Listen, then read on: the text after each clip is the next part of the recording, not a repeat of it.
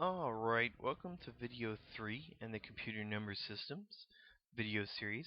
And this video, we are going to convert from decimal to binary.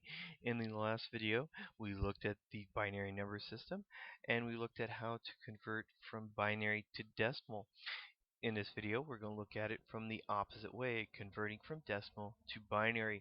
You're going to see how this works. It's kind of intricate, but it's simple when you really stand back and look at it after you learn it. It makes perfect sense, and it's simple. If you have to watch this video more than once, please do so until you have an understanding of this material. Alright, to convert from decimal to binary, we're going to do the following. We have the following example here. We have the decimal number 238. How do we convert that from decimal to binary? Yeah, there's supposed to be a question mark there, not a period, but that's okay. This is a computer class, not a grammar class, so whatever. Alright, so how do we convert that from decimal to binary? Here's what I want you guys to realize. Use the following method to do so. Alright, step 1. Create a table until you have a number bigger than the one you want to convert, which is 238. So I've made a table starting at 2 to the 0 power, and I work my way down, doing the math all the way. If you'll notice this table, the next row is always equal to twice the row before it. So 2 to 4, 4 to 8, 8 to 16, 16 to 32, 32 to 64, 64 to 128, 128 to 256, and I can stop right there because 256 is greater than 238. Alright, so this is step 1. Make sure you have this down. If you need to go back to video 1 to review exponents, please do so. Right now, this mathematics is very, very, very critical to these concepts here. Alright, so step 2. Write the table from step 1 backwards, leaving off the last row. I don't need the 2 to the 8 is equal to 256 because that's larger than the number I have, which is 238. Alright, so I'm going to write the table backwards. 2 to the 7th is 128, to the 6th 64, to the 5, and you can read it from here down. All the way to 2 to the 0 is equal to 1. Now, the third step in this process is to, if the number is greater than the current row on the chart, write a 1 and subtract it.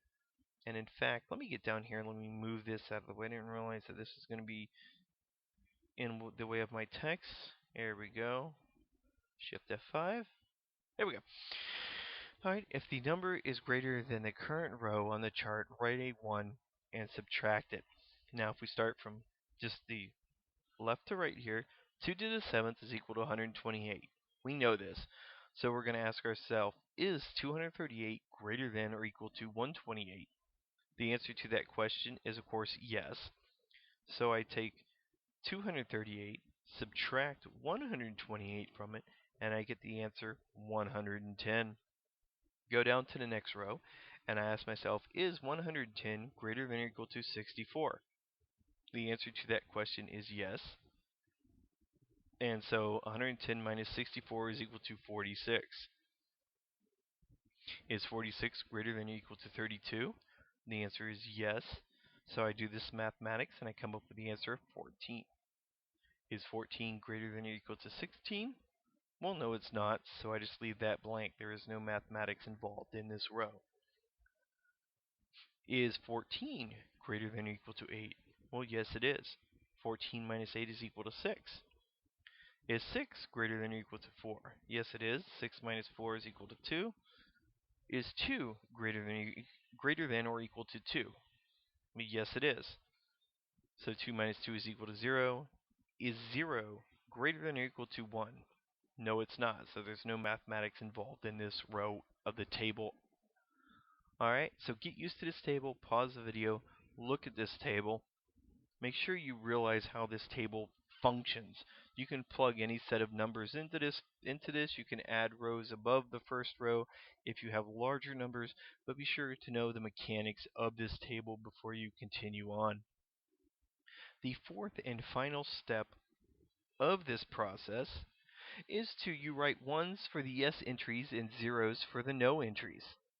Okay, so the result of this table, which this is the table from the previous slide, I just added a row at the bottom that says the resultant binary of this operation is 11101110. All right, and if we write that down, all right, we can go to our Windows calculator, and there we go. We're in programming mode here in our calculator. All right, let me minimize Cam Studio, and then the binary number that we got from this calculation is 11101110. And I'm going to convert that to decimal, and I have the decimal number 238, which means our conversion process was correct. Check your answers with Windows Calculator. Know how to do this process manually. The more manual you do this process, the more you understand the process. Okay, and you understand why certain things are the way they are. Alright, two helpful hints I can give you in doing this conversion. Make the chart. You want to make this chart from the last previous slides. Make this first chart here. There we go. And everything else will be gravy for you. Okay? Make the stinking chart. A lot of students don't want to go through the trouble to make the chart, and they get the problem wrong because they didn't make the chart. Take the 5 seconds, make the chart. It'll help you when you're in the stress of converting numbers back and forth. Alright, so just do yourself that favor. And we go back to the slide here. And the second helpful hint is check your work. Alright, check your work, check your work, check your work. Make sure you double the number. Alright, because it's easy. The most common mistake people make is in the early part of the chart. 2 to the 0 is 1.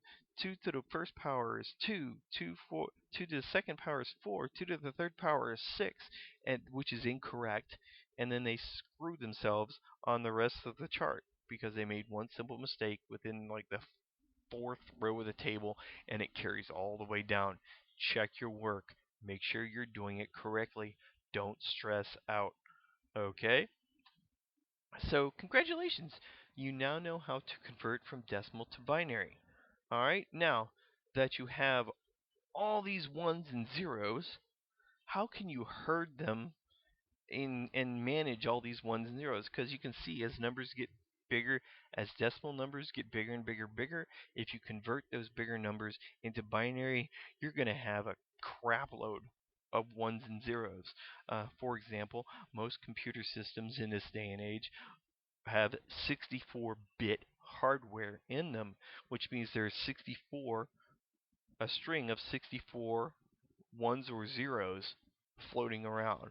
Well, those are kind of long numbers to look at, and it's easy to transpose a 1 and a 0, and it's just a mess. So we do have a way to kind of herd these ones and zeros where they need to go. It's called the hexadecimal number system, and that's going to be the focus of our next video. Thank you for watching. I hope it's been informative. Watch this video again and again and again if you need to get the material down. Thank you.